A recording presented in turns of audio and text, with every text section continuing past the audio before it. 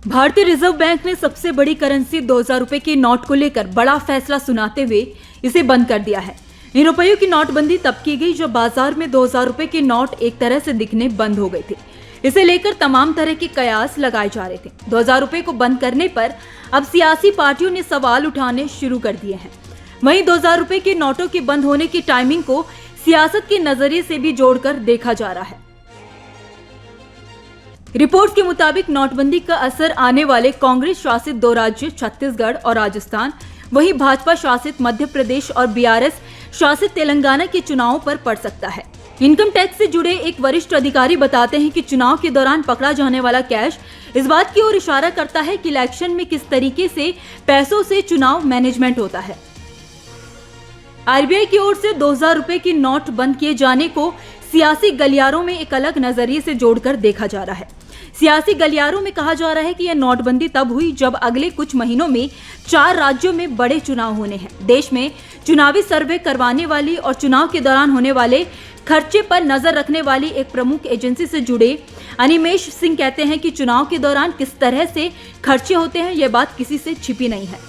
यह बात अलग है कि चुनाव आयोग के दिशा निर्देशों के अनुसार ही वह सभी खर्चे दिखाने होते हैं, लेकिन यह भी सबको पता है कि एक चुनाव को लड़ने में जमीनी तौर पर कितना खर्च आता है। इसके अलावा कहते हैं कि चुनाव में फंड मैनेजमेंट बहुत बड़ी प्रक्रिया होती है। ऐसे में बड़े नोटों के बंद होने से चुनावी फंड मैनेजमेंट पर भी असर पड़ेगा। वहीं राजनीतिक विश्लेषक आरपी शुक्ला कहते हैं कि 2016 में हुई नोटबंदी के बाद यूपी में चुनाव हुए। शुक्रवार को अब 2000 का नोट बंद होने के बाद राजस्थान, मध्य प्रदेश, छत्तीसगढ़ और तेलंगाना में चुनाव होने हैं। उनका कहना है कि यह बात अलग है कि इसको कोई राजनीतिक पार्टी स्वीकार नहीं करेगी, लेकिन चुनाव के दौरान ऐसे ही नोटों से फंड मैनेजमेंट से सियासी सरगर्मियों को हवा मिलती है।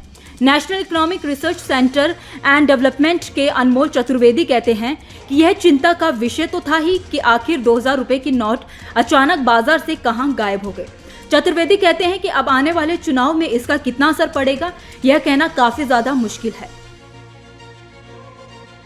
वहीं इनकम टैक्स से जुड़े वरिष्ठ अधिकारी बताते हैं कि चुनाव के दौरान जब्त होने वाली नकदी इशारा करती है कि किस तरह से चुनाव में अनअकाउंटेड पैसे से चुनावी मैनेजमेंट किया जाता है। किसी भी राज्य में होने वाले चुनाव के दौरान कैश का पकड़ा जाना सामान्य प्रक्रिया हो गई है। कई बार तो लोग अपने दस्तावेजों को दिखाकर अपने पैसों को बचा सकते हैं, लेकिन ज्यादातर मामलों में यह रकम जब्त हो जाती है।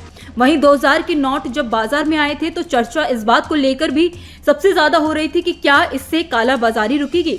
जिम्मेदार एजेंसियों ने इस बात को भली भांति समझा होगा कि आखिर बाजार से 2000 के नोट अचानक गायब क्यों हो गए। शायद यही वजह रही है कि नोटों को बंद कर दिया गया है। जिन लोगों ने इन बड़े नोटों को रोककर अपने पास अनअकाउंटेड अमाउंट के तौर पर रखा होगा, उनके लिए तो निश्चित तौर पर परेशानी बढ़ने वाली है। ब्लैक मनी के तौर पर इस्तेमाल होने वाले इन नोटों का असर अलग अलग जगहों पर तो निश्चित तौर पर दिखेगा। आपको बता दें कि कांग्रेस पार्टी के वरिष्ठ नेता और मीडिया प्रभारी जयराम रमेश ने इस नोटबंदी को भारतीय जनता पार्टी की सरकार की बड़ी नाकामी बताया है। उन्होंने ट्वीट करते हुए नरेंद्र मोदी पर हमला किया और कहा कि उनकी खासियत यही है कि वह सोचते बाद में है और करते पहले। जयराम रमेश ने आगे कहा है कि प्रधानमंत्री नरेंद्र मोदी के इसी नजरिए की वजह से 8 नवंबर 2016 को लागू किया गया तुगलकी फरमान फेल हो गया। इसके साथ ही 2000 रुपए के नोट को अब चलन से बाहर किया जा रहा है। वो आगे कहते हैं कि यह फैसला गलत था। उनका कहना है कि नोटबंदी जैसे बड़े फैसले से देश के न सिर्फ अर्थव्यवस्था बिगड़ी बल्कि देश के लोगों को महीनों लाइन में भी लगना पड़ा। वहीं यूपी कांग्रेस पार्टी के वरिष्ठ नेता सुरेंद्र राजपूत कहते हैं कि 2000 रुपए का नोट केंद्र सरकार ने तब बंद किया जब कर्नाटक का चुनाव हार गए। वह कहते हैं कि यह फैसला पहले भी गलत था। आखिरकार इस नोट को बंद करके प्रधानमंत्री मोदी ने यह साबित कर दिया है कि उनका फैसला गलत था और गलत फैसले को देर सवेर वापस तो लेना ही पड़ता है। खैर, इस पूरी खबर को लेकर आपकी क्या राय है आप हमें कमेंट बॉक्स में जरूर बताइए। वीडियो पसंद आया हो तो वीडियो को लाइक और शेयर करना ना भूलें। बाकी देश दुनिया की तमाम बड़ी खबरों से जुड़े रहने के लिए देखते रहिए न्यूज नेशन का डिजिटल प्लेटफॉर्म। धन्यवाद।